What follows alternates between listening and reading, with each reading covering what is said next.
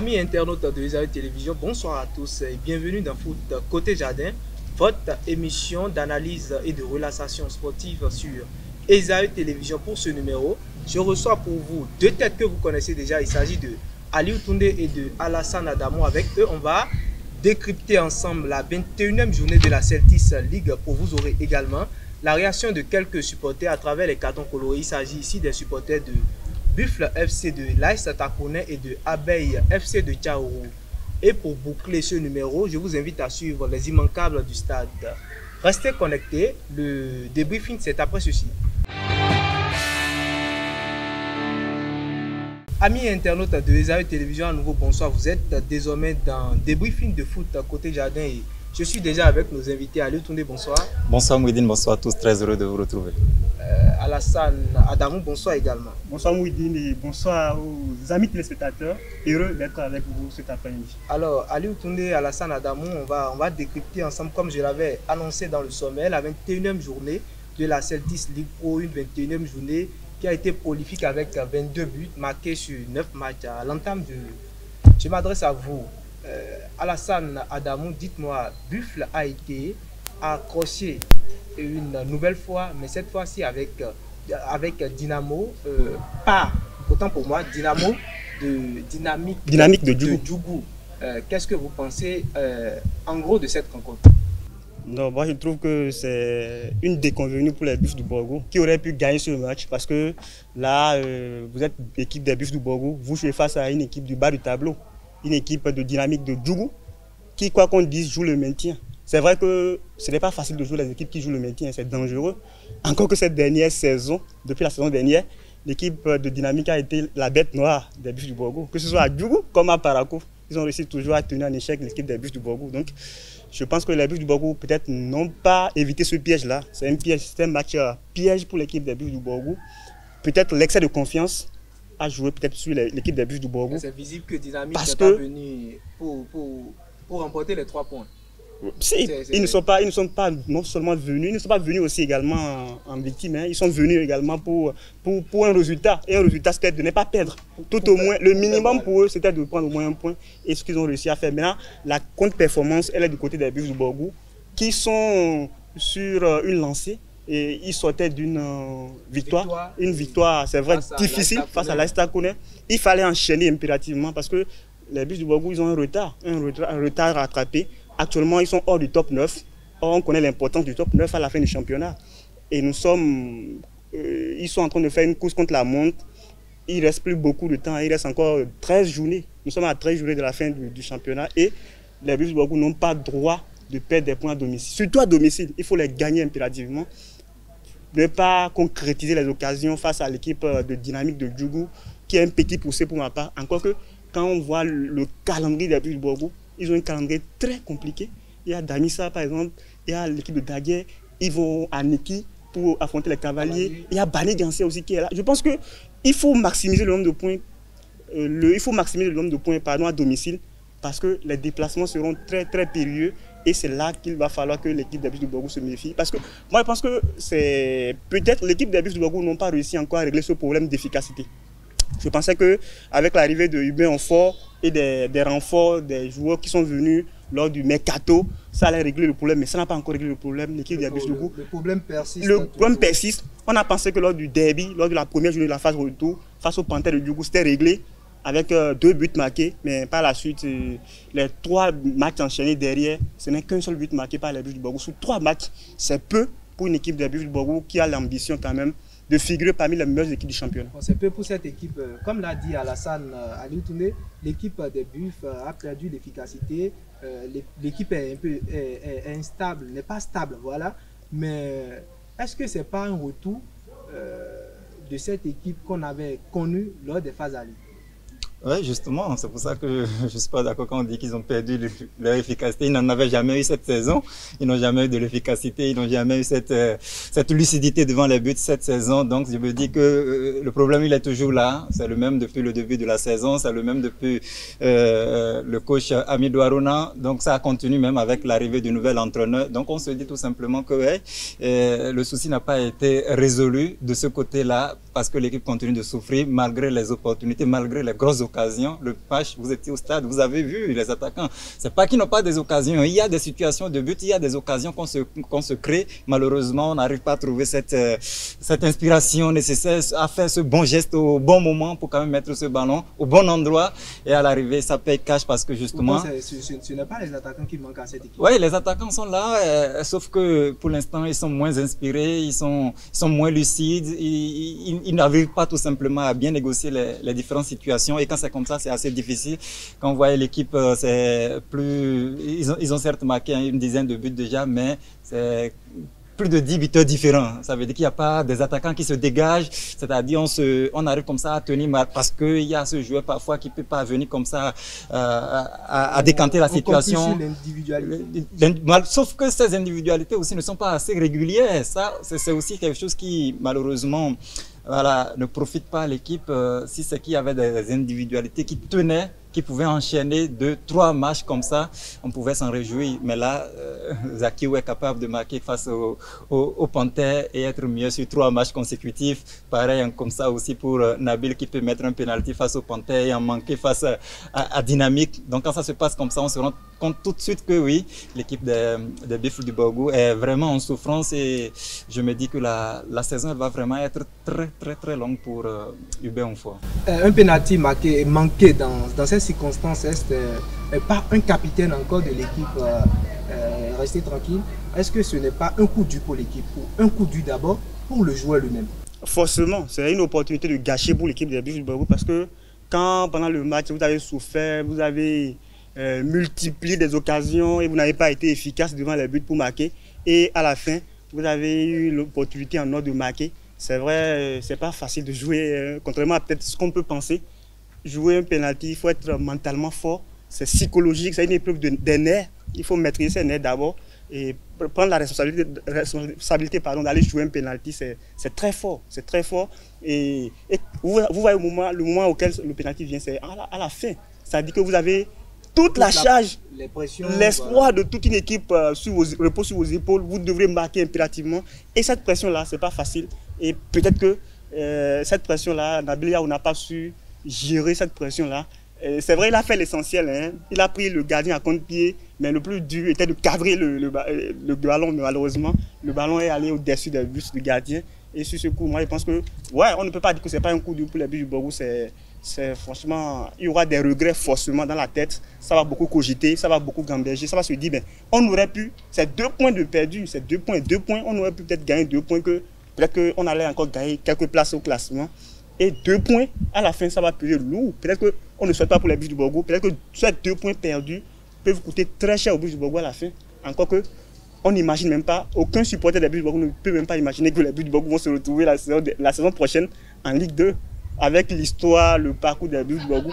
L'équipe des Bifles du Borgou, c'est 5 titres de champion du Bénin. Ils sont, après les Dragons de l'Ouémé, c'est la 2e équipe la plus titrée du Bénin. Et vous ne pouvez pas vous permettre de ne pas vous qualifier. Minimum pour les Bifles du Borgou, c'est de se retrouver, même si c'est la 9e place, il faut l'obtenir pour être en Ligue 1 la saison prochaine. Pour être en Ligue 1 la saison prochaine. De l'autre côté du sud, l'équipe de Dynamo de Parakou a pris l'eau. A pris correctement l'eau face à l'Autopopo avec 4 buts, notamment la réalisation. Doublé de... voilà. Qu'est-ce que vous pensez de cette équipe qui n'arrive toujours pas, je ne sais pas, qui ne montre plus la détermination de faire quelque chose? Dynamo de Parakou, c'est le mauvais élève de la poule A, c'est le dernier de la classe. Et il se déplaçait sur un terrain aussi difficile face à une équipe de l'Autopopo qui avait aussi besoin de résultats, qui avait aussi envie de se relancer, qui avait aussi surtout besoin de se repositionner au niveau du top 9. C'était important pour eux. Donc l'équipe de Dynamo, avec son statut vraiment de dernier de la classe, de mauvais élève et de pire défense pratiquement de la zone, l'Autopopo en a profité tout simplement pour en mettre suffisamment. Hospice Ahmad Egbe en a profité aussi pour débloquer son compteur de buts avec le club de Grand Popo. Je pense que l'équipe de Dynamo, c'est les mêmes mots, la concentration, parce qu'ils ont quand même réussi à faire une bonne première partie.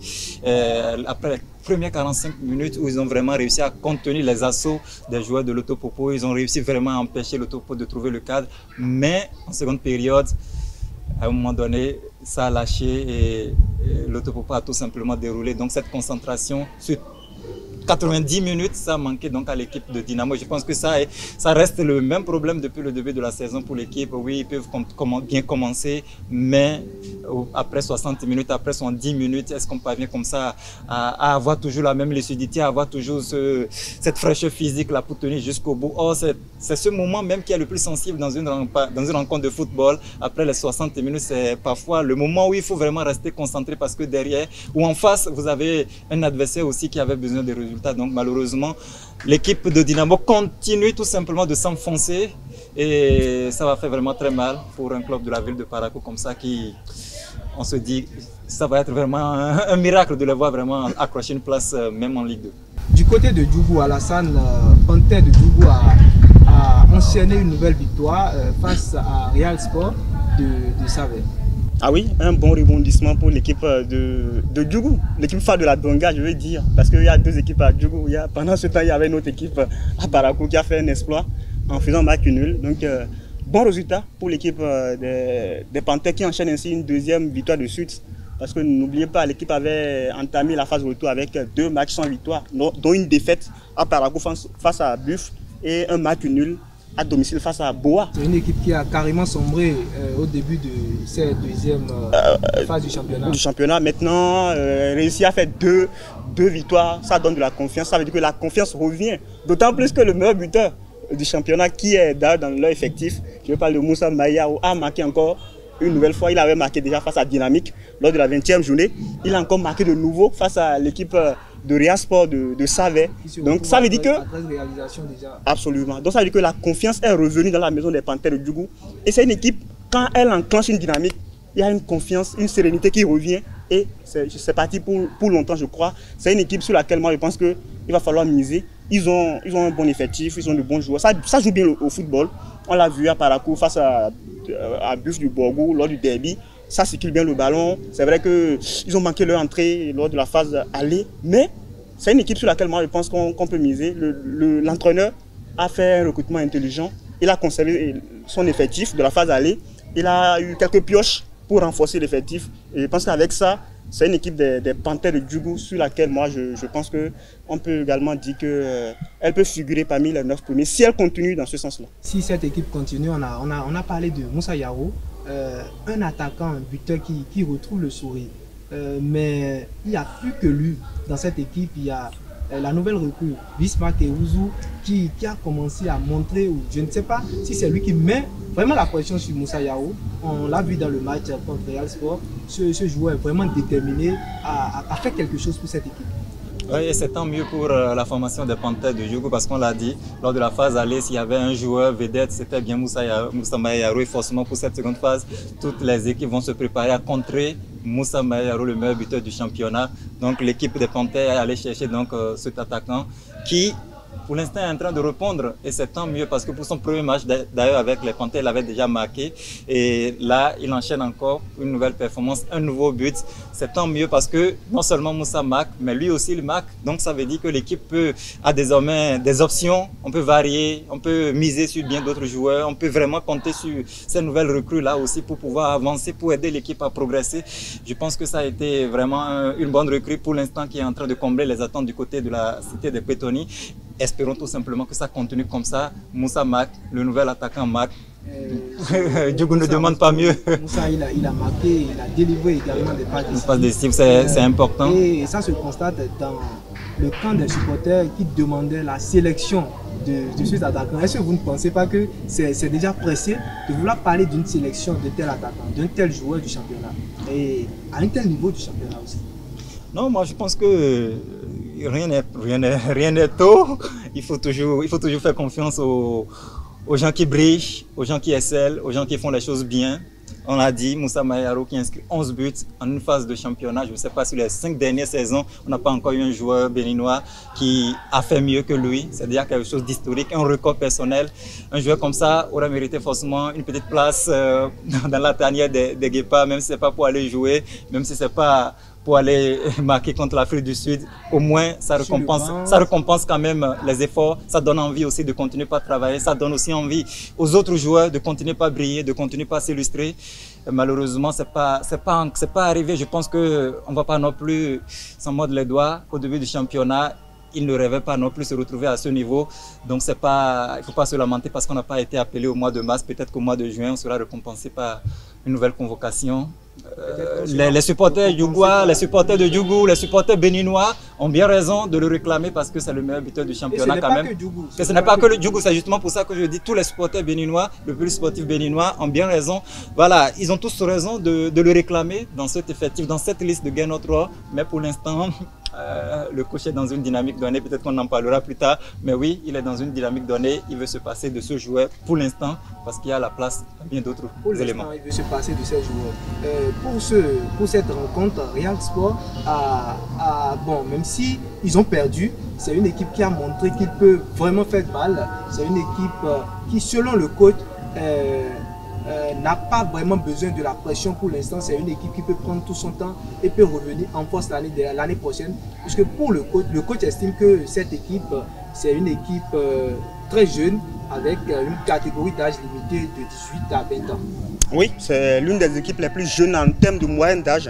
Avec Dynamo de Parakou, peut-être et Dynamique de Djougou. Quand vous les voyez jouer, pour la plupart, c'est des joueurs qui sortent fraîchement des centres de formation, des académies. Mais attention, contrairement à ce que le coach dit, c'est vrai, l'année prochaine l'équipe reviendra fort. Mais dans quelle catégorie il reviendra fort? Cette équipe à l'équipe des Cavaliers qui jouent depuis un bon moment ensemble. Oui, mais dans quelle catégorie reviendra-t-elle l'année prochaine? Parce que maintenant, dans l'immédiat, l'objectif dans l'immédiat, c'est de tout au moins jouer la Ligue 2 l'année prochaine, tout au moins. Bon, je ne connais pas réellement l'objectif assigné à l'entraîneur de Real Sport. Est-ce que c'est aller jouer la Ligue 1? Oui, on sait que quand vous avez fini dernier de la phase aller, que vous êtes mal comporté lors de la première phase du championnat, vous avez profité de l'intersaison pour vous renforcer. L'objectif, c'est déjà de quitter la zone rouge. Voilà. Et forcément, tout au moins éviter la relégation. Éviter la relégation en Ligue 3 qui sera brutale. Ah oui. Cette équipe, si elle parvient déjà à se maintenir en Ligue 2, c'est déjà un espoir pour elle. Et maintenant, il faut travailler pour ça. Moi, je pense qu'ils ont les moyens pour, quand on les voit jouer justement, vous l'avez dit, c'est vrai, pendant longtemps, l'ADN de Real Sport de Parakou d'abord, avant d'être désormais à Savè, c'est une équipe très joueuse, ça joue très bien au football. Quand vous aimez le football comme moi, vous prenez du plaisir à suivre cette équipe de Real Sport. C'est vrai qu'au fil du temps, il y a eu beaucoup de changements.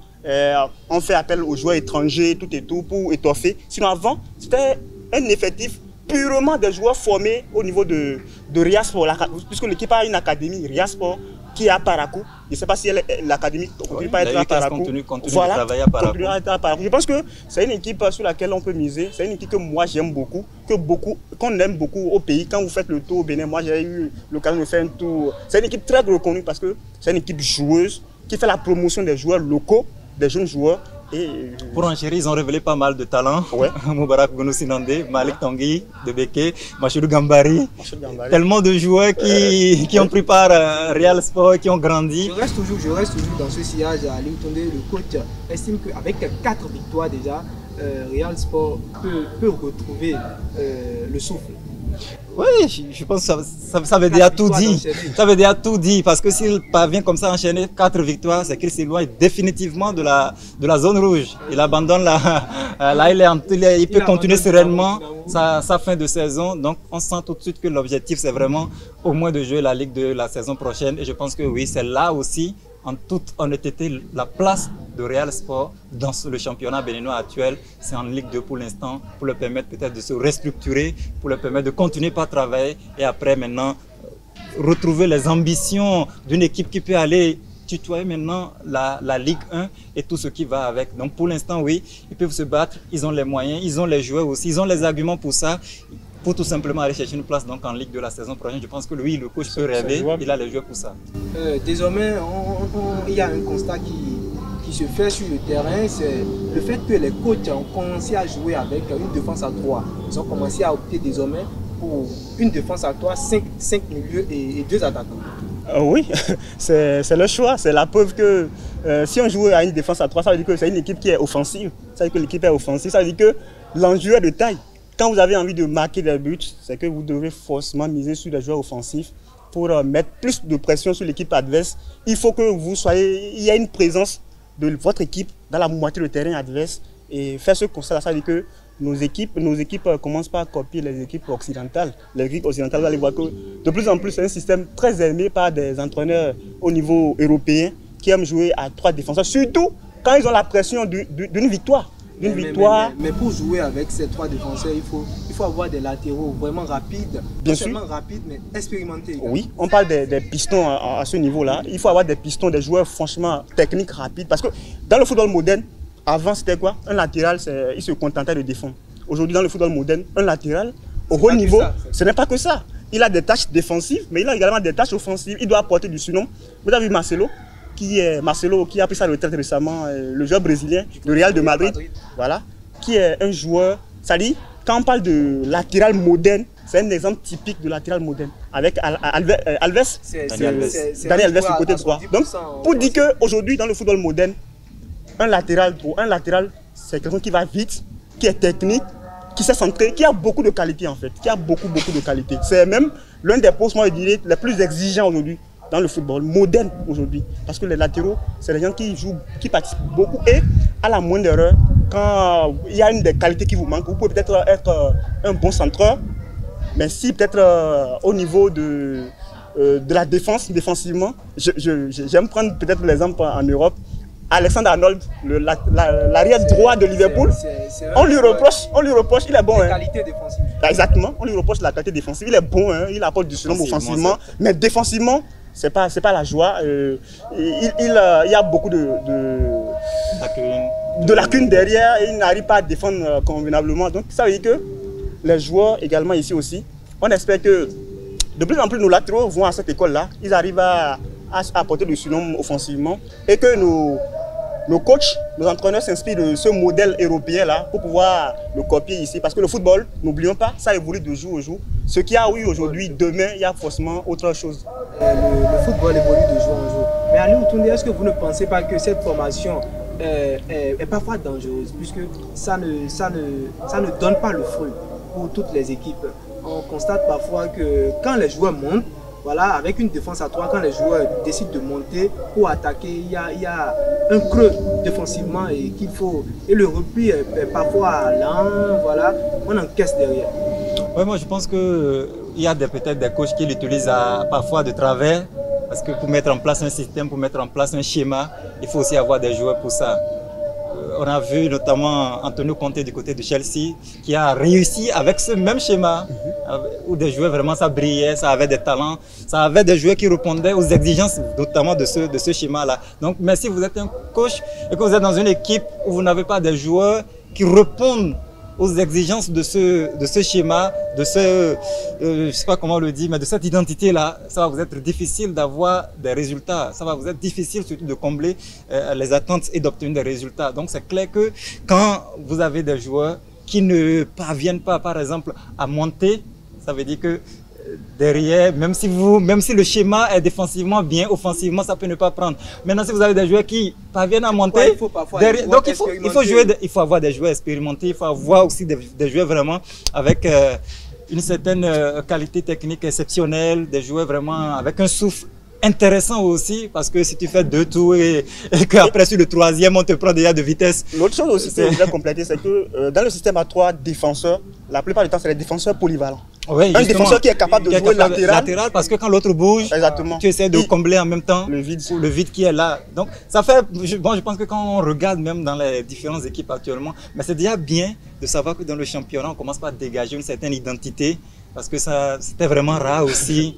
Tout le monde parlait de 4-3-3. On le fait, voilà, tout le monde courait derrière le ballon, tout le monde bougeait au même moment. Mais c'est déjà désormais bien de savoir qu'il y a maintenant une identité, il y a un schéma que les uns et les autres essaient de développer. Chacun connaît désormais son couloir et chaque équipe essaie de se développer. Je pense que ça, c'est aussi peut-être à mettre à l'actif, en tout cas, de ces différents entraîneurs, de ces différents techniciens qui essaient chaque jour aussi de se perfectionner, de se former. Il y a des différentes sessions de formation désormais en place et ça leur permet aussi de se mettre à jour régulièrement. Parce que quand vous êtes un entraîneur, vous devez réfléchir. Je pense que on ne le voit peut-être pas, on voit souvent le joueur sur le terrain, les efforts, mais derrière, c'est l'entraîneur qui est l'architecte l'épouse de Pep Guardiola en sait quelque chose. Ouais, l'épouse de Pep Guardiola en sait quelque chose. Il n'avait même pas le temps pour son épouse parce qu'il était tellement concentré sur le football. Pour réfléchir, pour mettre en place quelque chose de beau. Il a mis son mariage en danger. C'est sur ces mots qu'on va s'arrêter. Alassane Adamou, chers internautes, je vous invite à suivre pour l'instant la réaction de quelques supporters à travers les cartons colorés. Vraiment, le match était magnifique, très magnifique. C'est un match de gala. C'est un match vraiment que on ne peut pas dire telle équipe n'a pas joué, telle équipe n'a pas joué. Vraiment, c'était très magnifique. Les deux équipes ont mouillé le maillot. Bon, mon impression pour ce match, c'était vraiment un match intense. Et comme Dieu fait souvent, il y a toujours un vainqueur. Et c'était Abeille qui a remporté le match. Ils ont mérité. C'est un match qui a été très disputé. Et vous avez vu le score 2-1 en faveur des Abeilles de Tchaourou. Il n'y a pas vraiment eu trop d'actions techniques, beaucoup de déchets de chaque côté. Mais au final, l'abnégation et la résilience des Abeilles les a fait gagner le match. Le joueur qui m'a beaucoup déçu, c'était le gardien de Abeille FC et je lui donne un carton rouge. Lui, il a un peu cassé la cadence, ce qui n'a pas, il a exagéré, ce qui n'a pas facilité la tâche à l'adversaire qui est AS Takouné de Kandi. Et par la suite, il a quand même pris un carton jaune, mais avec le temps, il a encore continué, mais c'est pas grave, c'est le fair play aussi. Le joueur qui m'a impressionné, c'était Farid et je lui donne un carton vert, Edou Farid. Et je pense que c'est lui qui a marqué les deux buts du match. Et c'était vraiment parfait, il était impeccable. Vraiment, c'est Farid. C'est le joueur le plus perfectionnel, je vais dire, du championnat. Partout là on va, il marque des buts exceptionnels. À part du centre, il peut faire des frappes. Si le gardien n'est pas bien positionné, il va marquer le but. Dans le carton. Mon coup de cœur pour ce match, je dirais que c'est Farid Edou, auteur d'un doublé avec les Abeilles. Je lui donne un carton vert pour sa très belle prestation. Le match a été sérieux par rapport à notre côté. On a joué, on a dominé. Dominer n'est pas gagné. Juste on a ce qu'on a trouvé pénalty. Notre capitaine, c'est lui qui a pris le ballon. Heureusement, ça n'a pas marché à notre niveau. On n'a pas le choix. L'autre fois, on avait trouvé le pénalty, c'est lui qui a marqué. Et cette fois-ci, comme il a raté, c'est Dieu qui est fort. On n'a pas le choix. Rouge pour l'arbitre du match, d'autant plus qu'il a donné 10 minutes d'arrêt de jeu. Mais on a remarqué qu'on a fait pratiquement 5 minutes de jeu, d'arrêt de jeu. Et puis là, c'est fait la fin. Au niveau des joueurs, un carton vert à l'endroit du défenseur des Buffs, Sadat, qui a fait un bon match ce soir. Pour moi, c'est l'homme du match de ce soir. Merci. À la fin de la partie, avoir un penalty à la portée pour tuer le match. Et Dieu en a fait pour lui. Et le capitaine a pris le ballon et puis ça n'a pas été en sa faveur parce que aucune personne n'aurait souhaité jeter le ballon en l'air comme ça en faveur de son équipe. Et il a joué, il a pensé voir le ballon au fond des filets. Mais malheureusement, les dieux du ciel ont emporté le ballon. Et il faut essayer d'oublier le match et penser au prochain match. Parce que le prochain match, ça ne serait plus à domicile, ils vont sortir. Après 2 journées à domicile, il fallait approcher les 6 points. Et malheureusement, on se retire avec 4 points. Donc, la prochaine sortie sera en face d'une équipe avec qui nous sommes en train de concurrencer le devant. Bois, une équipe qui est actuellement en forme aussi, avec un nouveau coach qui connaît aussi la maison des Buffles. Donc il faut mieux préparer le match, il faut oublier rapidement cette défaite de nul, je dirais. Retour au plateau, chers internautes et chers invités, vous venez de suivre la réaction des supporters à travers les cartons colorés. J'avais commencé avec Alassane à l'entame. Je suis avec vous maintenant. Aliou Toundé, qu'est-ce que vous pensez de l'avis de ces supporters? Beaucoup de déceptions, surtout dans les réactions, notamment du côté de Kandi où les supporters attendaient forcément une victoire après la défaite en déplacement face au Buffalo du Borgo, parce qu'ils savent que cette seconde partie de championnat, chaque faux pas va être vraiment crucial, ça va être vraiment... Ils tombent à la 10e place, vous voyez, donc sur 2 matchs, ils ont déjà quitté carrément le top 9, donc ils savent que cette contre-performance est vraiment... va coûter cher à l'équipe, et peut-être parce que c'est un match qu'ils maîtrisaient aussi. Ils avaient le pied sur le ballon, ils avaient dominé, mais ils ont été surpris comme ça par le génie de Edou Farid qui a su quand même porter les abeilles durant cette rencontre-là. Je pense que en gros, on voit des supporters qui avaient surtout le cœur sur leur équipe, parce qu'il y a à côté des supporters de Takone, il y avait aussi des supporters de Abeille qui quand même ont fait le déplacement et qui ont surtout été émerveillés par la prestation. Pour une première fois, je vois les supporters de l'équipe adverse apprécier l'équipe adverse. Ça veut dire tout simplement que ouais, il y avait quelque chose, il y avait du répondant en face, il y avait du beau en face, et je pense que dans le football aussi parfois c'est ça, vous pouvez ne pas aimer l'adversaire, mais quand il vous domine, quand il vous montre tout simplement, quand il vous tient au cou par son talent, par son génie, par sa façon de se comporter sur l'aire de jeu, vous êtes tout simplement convaincu et vous le tirez tout simplement chapeau. Je pense que c'est ce qui s'est passé à Kandi avec les supporters qui sont là obligés tout simplement de donner un carton vert à un joueur de l'équipe adverse, Edou Farid, qu'on connaît tous et qui est passé notamment par l'Est Esaïe. Et ce n'est pas qu'un carton vert, on a vu un supporter également qui a donné un carton rouge au gardien de l'équipe adverse. Pour lui, c'est le gardien qui a cassé la cadence et qui n'a pas facilité la tâche à l'AS Takone. Ah oui, le gardien, lui, il est là, il joue son rôle. Tant qu'il n'a pas encore enfreint aux lois du jeu, c'est-à-dire le nombre de temps qu'il faut posséder le ballon, il n'a pas compris d'un carton, il n'a pas été sanctionné à ce que je sache. Donc, je pense que s'il ne l'a pas fait et qu'il a respecté les normes des lois de jeu, c'est qu'il a fait son job. Parce que la plupart du temps, le gardien, c'est quoi? Ce qu'on observe, c'est le gardien, quand son équipe mène, c'est qu'il perd le temps. C'est-à-dire il fait tout possible pour calmer le jeu, surtout quand son équipe est sous pression. Il fait la main, il fait signe de main à ses coéquipiers de se calmer pour calmer un peu cette pression-là, ou bien pour perdre encore, pour grignoter quelques secondes. C'est pour la plupart du temps. Mais le contraire, c'est que quand une équipe est menée, vous voyez comment le gardien se presse, les relances sont tellement rapides.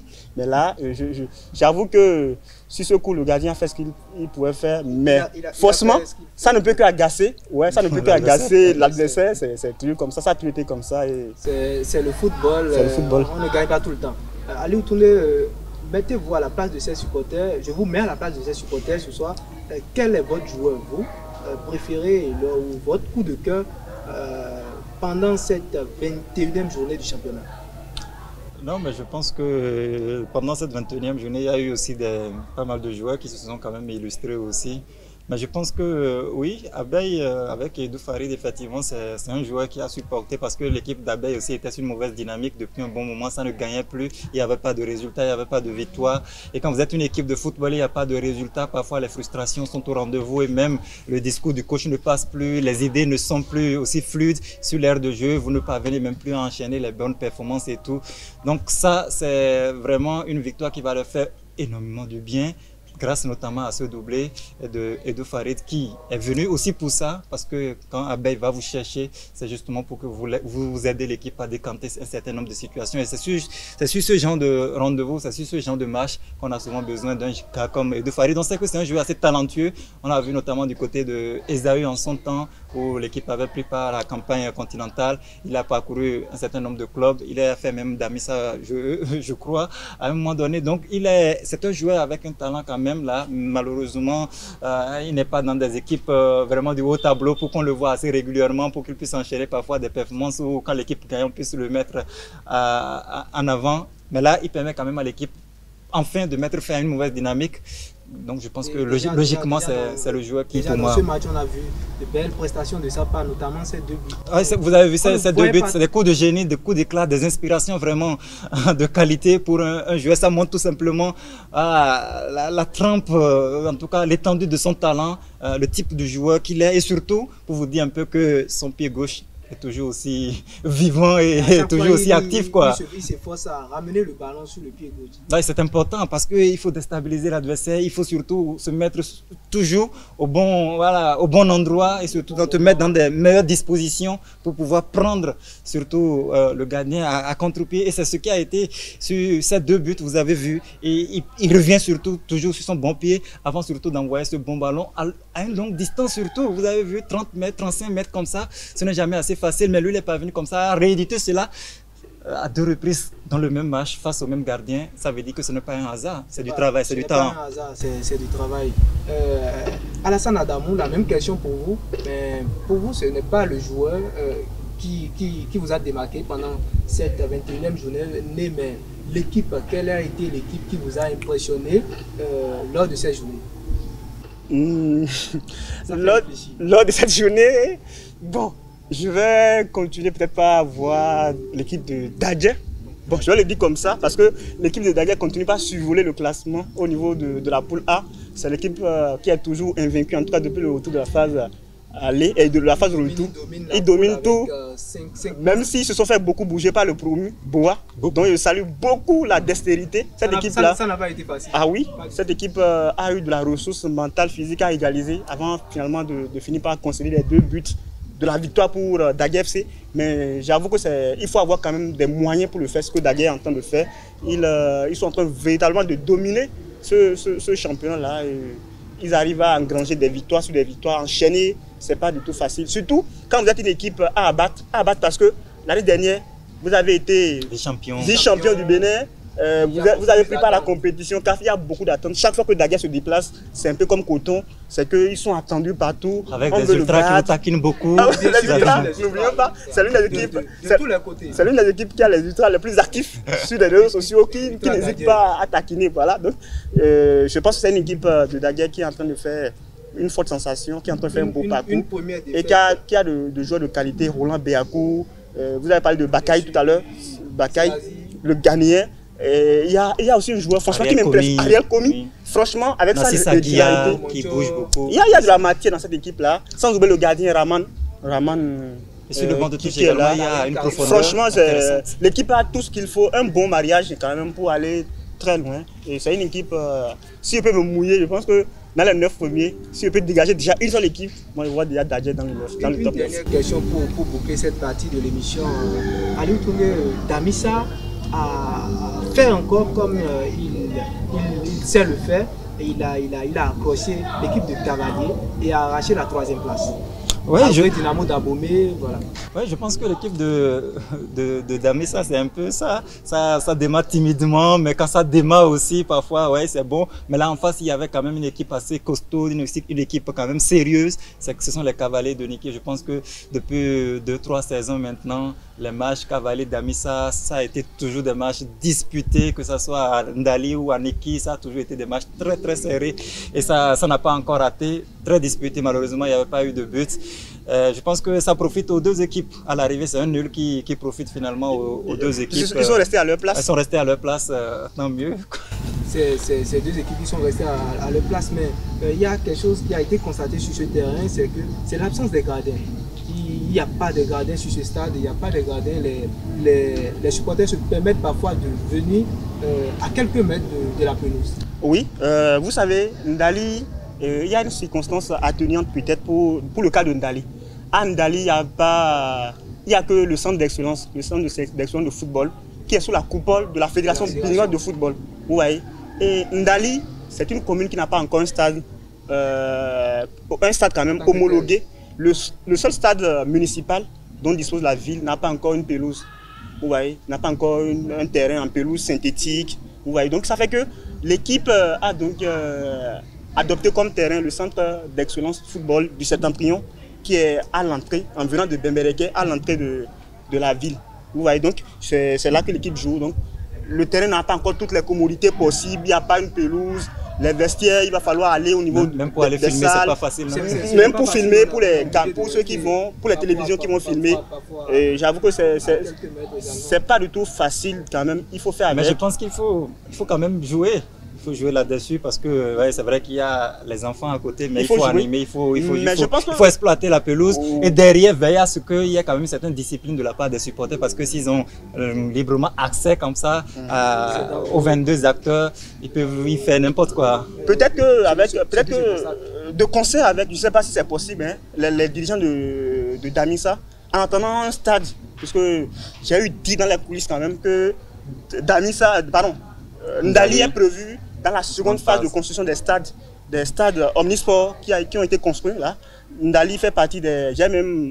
On m'a même indiqué le site voilà, qui va abriter le prochain stade de Ndali, mais pour l'instant, moi je pense que peut-être qu'il peut y avoir une collaboration entre le centre d'expérience de football études de Ndali et les responsables de Damissa pour peut-être construire, ne serait-ce que de façon provisoire, des gradins qui vont peut-être servir, pourquoi pas, aux officiels et même les cadres qui se déplacent pour aller filmer parce que c'est important.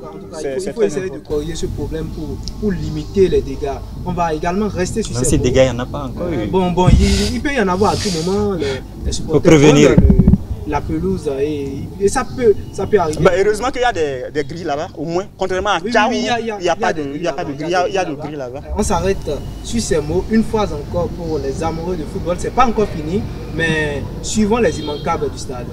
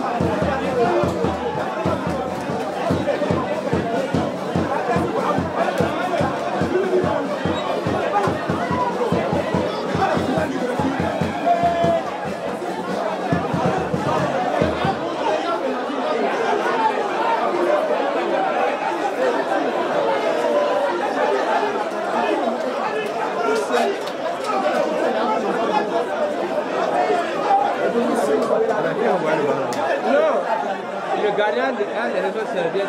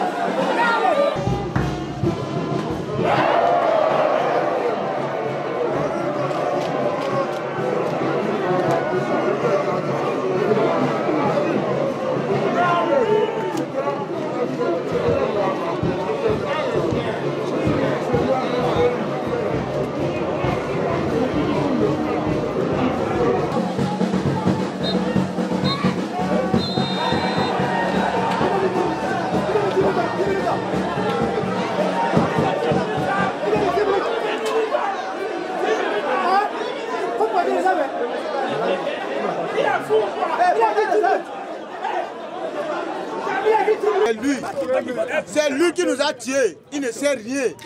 Toi, un capi. Toi, qu'est-ce qu'il habite à faire? Habite n'a rien fait. Retour au plateau, une fois encore, chers internautes, vous venez de suivre quelques images et les invités, chers invités, vous venez de suivre les immanquables du stade. Alors Alassane Adamou, dites-moi, qu'est-ce que vous pensez de ces images que vous avez défilées? Non, mais moi je pense que c'est une image qui est vraiment horrible pour le championnat béninois. Ça ne présente pas véritablement une bonne image du football béninois. Vous voyez des matchs qui sont diffusés, qui sont publiés partout sur les réseaux sociaux. Vous avez vu comment ça fait la une de plusieurs réseaux sociaux, des journaux. Cette scène-là, ça a parcouru beaucoup de réseaux sociaux. J'avoue que c'est pas du tout bien pour notre football. C'est des pratiques qui sont véritablement, que moi j'appelle des pratiques biscornues, qui vont vraiment ternir l'image de notre football. Parce que là, je ne comprends pas qu'un ramasseur de balles. Sur un terrain de football, chacun s'occupe de son rôle. À ce que je sache, le joueur il est là pour jouer, l'arbitre il est là pour siffler, l'entraîneur il est là pour donner des consignes, pour cadrer ses poulains. Et il a ses limites. Les supporters sont là pour supporter, mais chacun a son rôle. Le ramasseur de balles, lui, il est là pour ramasser le ballon et véritablement faire son rôle.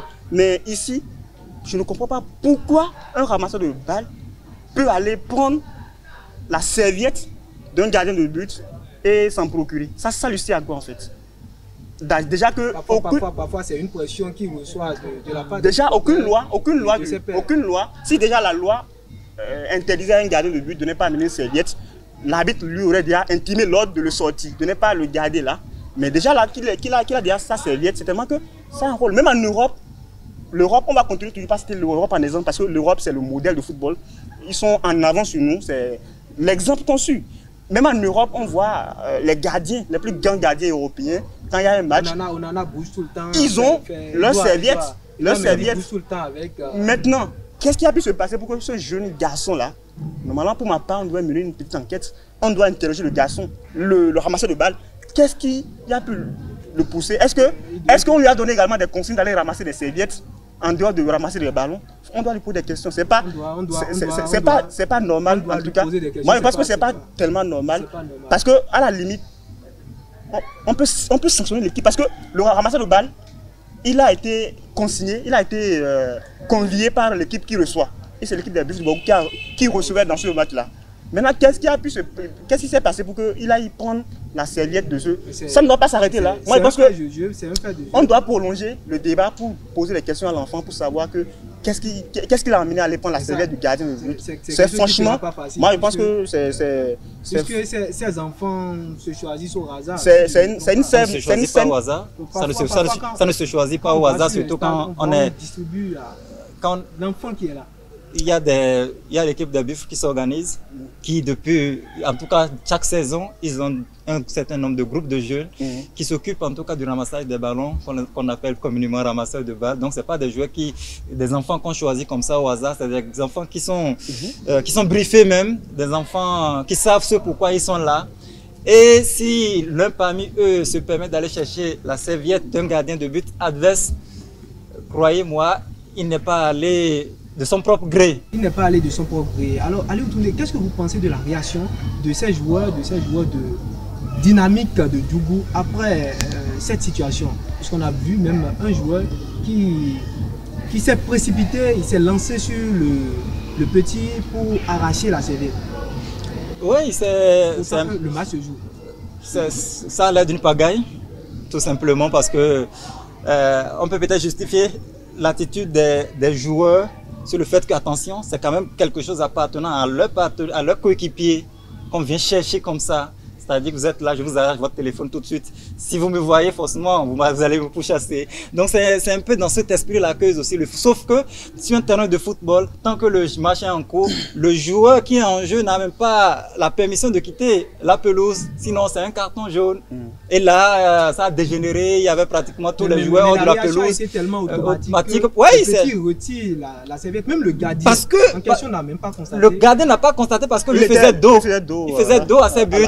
Mais ses partenaires qui, par contre, faisaient face à la scène ont vu toute la situation, donc on se sont précipités pour aller chercher donc la serviette. Je pense que c'est dommage parce que tout simplement, vous voyez, ça ressemble à de la pagaille, mais en même temps c'est frustrant parce que quand on voit le moment où ça intervient, on est à la fin d'un match de football. Hein, durant 90 minutes. On peut constater lors du tirage, lors du tir de Nabil Yarou, un joueur qui fait ce geste. Ça n'a peut-être, ça ne veut peut-être absolument rien dire. Ça ne veut peut-être rien dire. Absolument rien dire. Non, ça ne veut rien dire. D'autant plus qu'il n'a pas eu un impact. Un impact sur le joueur, un impact sur le ballon, un impact sur le gardien de but. On est quand même dans le football africain. Voilà. L'histoire des serviettes, ça revient souvent. L'histoire des serviettes, oui, ça revient assez régulièrement. On a connu même des histoires de gourdes. À un niveau plus élevé même sur la scène continentale.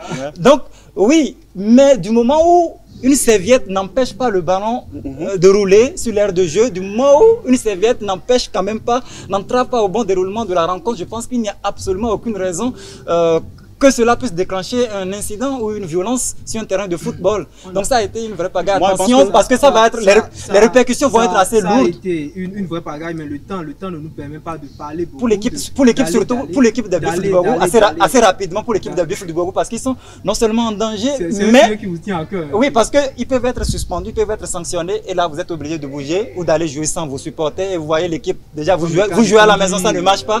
Imaginez, vous allez jouer encore loin de chez vous. Une équipe comme ça, on a assez parlé de la 21e journée. Faisons une tour. C'est pas que l'actualité au Bénin actuellement. La sélection des joueurs pour les éliminatoires de la Coupe du Monde, le sélectionneur national Guénor Kouro a fait sa sélection, mais les Béninois ne sont vraiment pas contents. Déjà, vous, en tant qu'amoureux de football, en tant que journaliste sportif, en tant que Béninois, qu'est-ce que vous pensez de cette sélection, Alassane? La plus grande sélection au monde n'a jamais fait l'unanimité. C'est-à-dire le plus grand pays actuellement, le premier pays au classement FIFA aujourd'hui, même quand le sélectionneur va faire une sélection, ça ne va jamais faire l'unanimité. Autant d'habitants, autant de sélectionneurs dans un pays. C'est-à-dire il y a toujours des joueurs qui seront contestés, il y a toujours des joueurs qui seront positionnés par certains pour dire voilà, ils auraient pu mériter. C'est pas facile. Vous ne pensez pas qu'il y a des joueurs qui n'ont vraiment pas le place?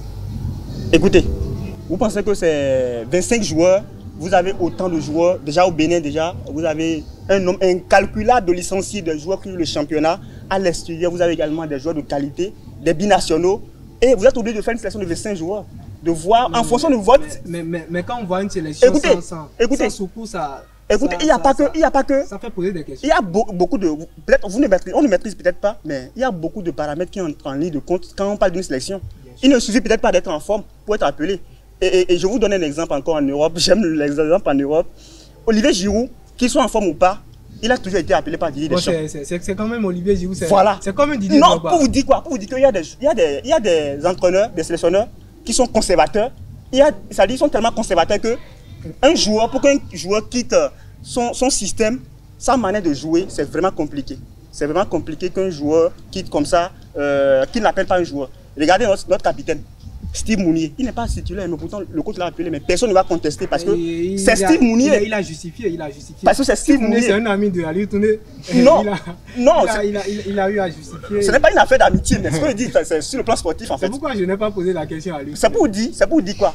C'est pour dire que le sélectionneur, lui, il a ses paramètres que nous ne maîtrisons pas. Bon, il a ses paramètres on peut contester. On ne maîtrise pas. Écoutez, c'est lui qui assume les résultats. Quand il va perdre, on va dire que voilà, c'est notre rôle. Quand il va également gagner, on a célébré la qualification du Bénin à la CAN avec lui. On a dit que ouais, on a un bon entraîneur, on a crié sur tous les toits. Il a été bon. Mais aujourd'hui, qu'il fasse une sélection et qu'on critique, c'est normal. C'est normal qu'on critique sa sélection. Maintenant, aujourd'hui, il ne peut pas appeler tout le monde. J'entendais parler tout à l'heure de Moussa Maïyaro. Voilà. Ouais, il est en forme, certes, mais il ne faut pas aller vite en besoin. Est-ce que c'est le même niveau? Ali Tourné, il y a également dans l'équipe, dans les joueurs sélectionnés, il y a la présence de Candace Bayogo. C'est un petit qui brille du côté de l'Atlanta Bergame U19. Est-ce que ce n'est pas un autre coup de Ange Josué Stibozo qui avait pris par la Juventus? Oui, c'est un petit qu'on avait tellement d'ambition.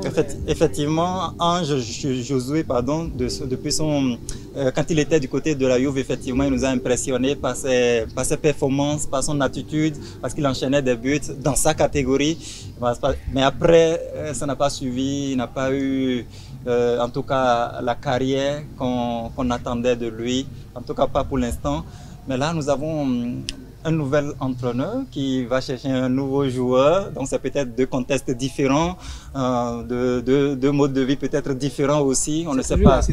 Ouais, c'est toujours la Serie A certes, mais Candace, peut-être que lui, il aurait certainement déjà tiré des leçons, des enseignements de ce que Josué, qui fut même un de ses anciens partenaires au centre à l'époque où ils étaient à Ouida ensemble, donc il va tirer les enseignements, il sait que il est suivi, il est attendu, c'est un jeune joueur, il n'a que 20 ans et tu te retrouves aujourd'hui dans cette tanière de guépard, c'est beaucoup de pression, c'est beaucoup de bruit.